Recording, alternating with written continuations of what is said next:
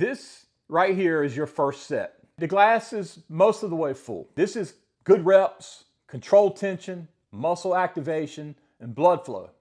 You've stimulated the muscle, but as you can see, there's still room left. Every now and then I get a viewer question that I know a lot of men watching this channel are probably wondering as well. And not too long ago, I got one that I thought was really good. And here's how it reads. Jay, I love your 3-3 method. It's completely changed my body and how I feel after 50. But with my schedule getting busier, is there a lower volume version you'd recommend that still works well for muscle and recovery? I only have about 30 minutes and still want to train 3 days a week. Guys, the answer to this question is absolutely yes. And honestly, I think there is something a lot of men over 50 need to hear, because sometimes life does get busy. Sometimes recovery does get hard. Sometimes you just need a more simple structure. And that doesn't mean you stop training. Let's clear that up now. But it means you train smarter. So today I want to show you a very effective 3-day workout structure for men over 50 and women that only takes around 30 minutes. It uses just 2 working sets per exercise, focuses on push-pull balance, recovery, joint friendliness, and it still gives you enough intensity to stimulate growth. Now, before somebody panics in the comments, this is not replacing my 3-3 method. I still believe the 3-3 method is one of the best systems for men over 50 because of the level of muscular stimulation that it creates. This is simply another tool, another option. Now here's where most people mess up with low volume training. They reduce volume and accidentally reduce effort as well. And that's why some low volume programs fail. If you're only doing 2 working sets, those 2 sets have to matter. So here's exactly how I would structure this plan. First, train 3 days per week, non-consecutive days. That gives your body time to recover. And after 50, recovery becomes one of the biggest parts of progress, whether people want to admit it or not. Second, every workout starts with about 5 to 7 minutes of warming up. Not every exercise, just each day start the workout with 5 to 7 minutes. Walking, light mobility, band work, jumping jacks, whatever it is that you do. Do not skip this warm-up. Your joints, connective tissue, and nervous system need preparation now more than ever, especially for this type of workout that I'm about to tell you about. Then we move into the workout itself. Every exercise gets only 2 working sets. Set number 1, 12 to 15 controlled reps. This is your stimulation set. Go roughly 80 to 85% effort, meaning you finish the set feeling like you probably had a couple more reps left if you absolutely had to do them. You're activating muscle fibers, you're driving blood into the tissue, you're creating tension, and you're preparing the body for the hardest set to come, and that's going to be set 2.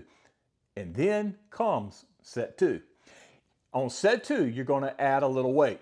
Not a massive jump, just enough to increase the challenge. Now, technically, we're still in that 12 to 15 rep range, but where a lot of people misunderstand the 12 to 15 rep range, I want you to understand something important. 15 reps should represent absolute max effort for the weight you're using. So if you're stopping 2 to 3 reps shy of failure, you're probably realistically landing around 11 or 12 quality reps before shutting the set down. And that's exactly what you want in this situation. You want healthy intensity. You also want controlled reps and good tension. And of course, you want good form. You don't want what we call in the gym world sloppy grinders. You don't want to be throwing the weight around, not twisting your body trying to force ugly reps just to impress your own personal ego. Let me show you something visually, because I think this explains muscle stimulation really well. I want to show you this glass I've got here. I want you to think of this glass like your muscles' ability to receive productive stimulation, okay? So I'm going to pour water into this glass, all right? And This right here is your first set, okay? And the glass is most of the way full. This is good reps, controlled tension, muscle activation, and blood flow. You've stimulated the muscle, but as you can see, there's still room left. Now, the second set comes. And when we do the second set, this is where we bring the glass close to full, okay? Not overflowing, not sloppy, not destroying ourselves, just enough high quality intensity to nearly maximize the stimulation. This is where a lot of men over 50 get confused. Once the glass is basically full, what happens if I keep pouring? Guess what? I'm not going to do it because my wife don't want me to get water everywhere. But you know what'll happen.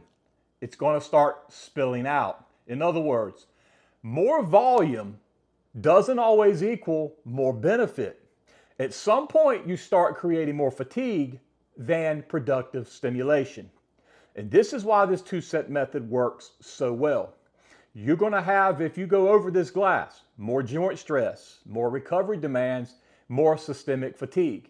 That's why guys like Arthur Jones and Mike Mincer believed once you've properly stimulated the muscle, there's no reason to keep beating a dead horse. But the opposite is also true. If I were to barely fill this glass and just tell myself it's full, there's actually still room for more. And that's what happens when people train too easy. They think they've trained hard enough, but in reality, the muscle never truly received enough stimulation to force adaptation. So the goal is not overflowing the glass.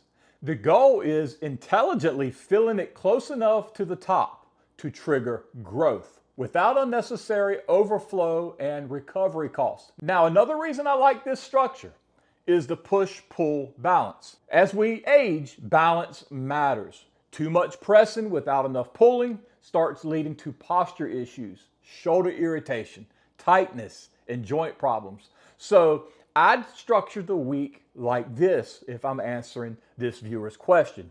Day 1, chest and back.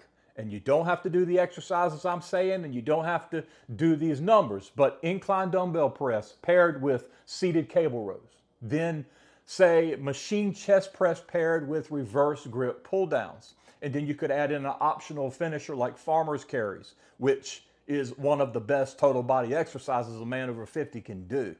And then on day 2, so if that was day 1 and that was a Monday, day 2, on Wednesday, you could do legs and shoulders. And there you could do leg press paired with Romanian dumbbell deadlifts or seated dumbbell shoulder press paired with side laterals. Optional for that day could be calves and abs, which I would definitely put in there. And then day 3, which would be Friday, you could do arms and upper back. So you could do dumbbell curls paired with rope push downs. Then you could do rear delt flies paired with neutral grip pull downs. This, guys, is simple. It's balanced, it's efficient, and that's part of the beauty of this plan. No marathon workouts, no wandering around the gym doing junk volume, no destroying your recovery, no overflowing the glass, just focused work. Now, let me say something important here. This style of training only works if you train with intention. So you want to slow your reps down. You want to control the lowering phase of the lifts, and you want to feel the muscle working. But you also need to know, getting a pump is not the same thing as growing. So you want to make sure the intensity is there. Now, the older I get, the more I realize muscle growth after 50 is not about surviving the workouts. It's about strategic stimulation and proper recovery. There's a system to this, guys, a system, and it's very simple.